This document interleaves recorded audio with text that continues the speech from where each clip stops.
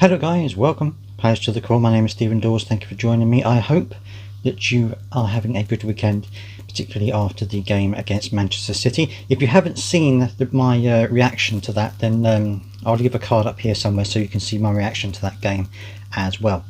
Okay, so this is my weekly roundup where I take all the news I've talked about during the week and I go through it all, and also with the added bonus of looking into each of those stories to see if there's any updates that have happened during the week. So first of all, Boubakary Soumaré, he's been in the news a lot of websites have been talking about him, but it's all been rehashed. It's all been about how Palace and other clubs are interested in him, and about how they're not sure of his future and things like this. I've looked into all of these stories, and there is nothing any further along the line. They're all saying the same thing, all rehashed the same information. So nothing has happened as far as that's concerned. So at the moment, that's just still up in the air. Ismaila Sarr, again, similar situation.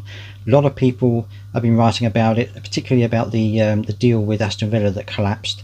But in terms of Crystal Palace and other clubs looking at him, hasn't really changed. It's exactly the same as it has been for the last couple of weeks. So maybe something's going to happen, or maybe it isn't. It looks as like all of the negotiations have stalled so far. That's similar to the Soumaré situation. So we'll have to wait and see. And by the way, if you want to know what's going to happen with all of these transfer rumours, don't forget to subscribe so that you can never miss any of the news coming out of Crystal Palace.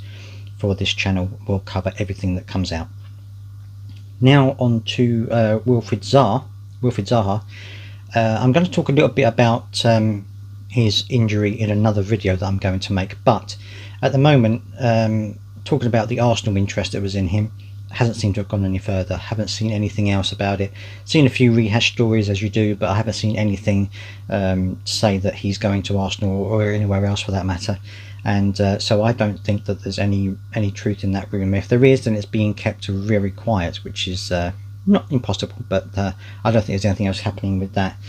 In terms of anything else, that seems to be quite quiet at the moment. There's no other interest going on at the moment. It's all about Boubakary Soumaré and Ismaila Sarr at the moment. I know that Patrick Vieira has said that he is, he's got a very light squad. He wants to bolster the squad and he wants to bring in new signings. But of course, that depends if they can find anyone that is suitable for his the way that he wants to play, and they're at a suitable price for Crystal Palace to afford. I think we saw yesterday in the game against Manchester City how much of a divide there is between the top clubs that have a lot of money to spend, that can buy the best players, and clubs like Crystal Palace who are, doing well and they're fighting.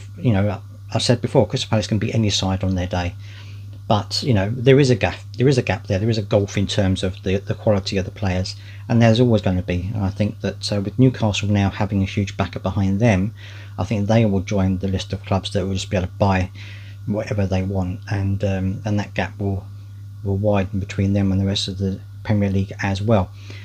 I'm also going to now talk about a little bit of housekeeping. Just before I end the video, I was going to do a live stream on the last day of the transfer window, or the last couple of hours, or the last hour, or something like that. That was my intention.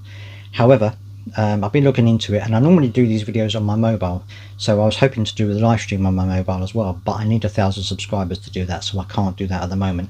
However, you can do it on your PC, but my PC webcam is pretty old. I'd look like someone out of the 1940s talking to you if I tried to use that situation. So instead, what I'm going to be doing is around the end of the transfer window, I'm going to be doing a video, and I'm going to be talking about who's coming in, who's going, and stuff like that, hopefully with a couple of Crystal Palace thrown in there as well.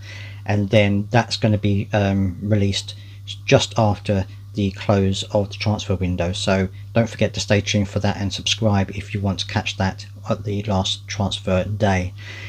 And that's it. Thank you for joining me. Let me know any comments as usual down in the comment section below.